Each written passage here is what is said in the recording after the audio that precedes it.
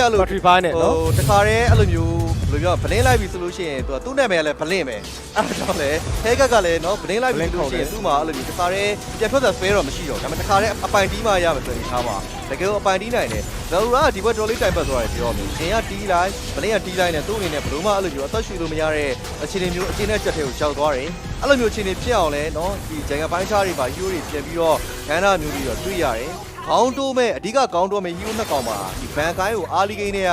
ဗလင်းလို့ရှင်းထုတ်ထားနိုင်တဲ့အချက်ကတော့တော်တော်လေးကောင်းသွားပြီဘာလို့မက်ကယူလို့မရဘူးဖြစ်ခြုံတိုးမဲ့ဟီးရိုးမရှိတော့ဘူးနောက်ပိုင်းပွဲတွေမှာတော့ကျွန်တော်တို့တခြားသောသင်းတွေကဒီ hacker ကိုဘာညာ respect ban လေးသို့မဟုတ်သူတို့ရဲ့ဒါ SP လေးအတွက်ပြန်ပြီးတော့ကြည့်ရတဲ့အပန်းလေးနာထွက်လာတာမျိုးလေးလည်းဖြစ်ကောင်းဖြစ်နိုင်သေးတယ်ဒီနေရာမှာတော့ရင်းရဲ့ battery file casting ကတော်တော်လေးတော့ကောင်းသွားတယ်လို့ကျွန်တော်တို့ပြောရမယ်ပေါ့နော်ဒီ join ကိုသာ take down မလုပ်နိုင်ကြဘူးဆိုလို့ရှိရင်နောက်ပိုင်းမှာဒီ join က power spike ပူပြီးတော့ဖြစ်လာနိုင်ခြင်းအရန်များတဲ့အခြေအနေမျိုးလို့တော့ပြောရမယ်ဗျာဒီမှာဆိုလို့ရှိရင်လည်းရင်းပဲเนาะသူတို့နှစ်ယောက်လုံး backline သွားတဲ့အချိန်မှာရင်းရော blink ရောနှစ်ကောင်လုံးဒါ backline မှာ control လုပ်ပြီးတော့ကတော့ကချာလူတော့ stand down သွားတဲ့အခြေအနေဆိုတော့ဘာမှရမ်းရော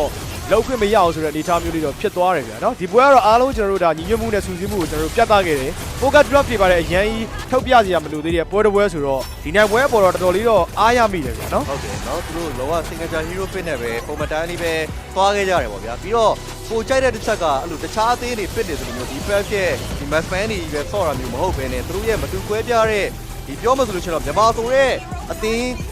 အနေနဲ့ကသူတို့ရဲ့မတူကွဲပြားတဲ့ original drop ပေါ့နော်မတူညီတဲ့ drop တွေကိုပြနိုင်တယ်ဗျာအဲ့ဒီအကြာကပဲအားလုံးရဲ့အောင်ဆွဲမှုရသေးနေမယ်အဲ့ဒီအရာပဲကျွန်တော်တို့မြန်မာအသင်းတွေဟာဘယ်လောက်ထိကောင်းလဲဆိုတာကိုဒီပွဲမှာတော့စတင်ပြီးတော့ပြတ်သက်သွားနိုင်တယ်ဗျာနော်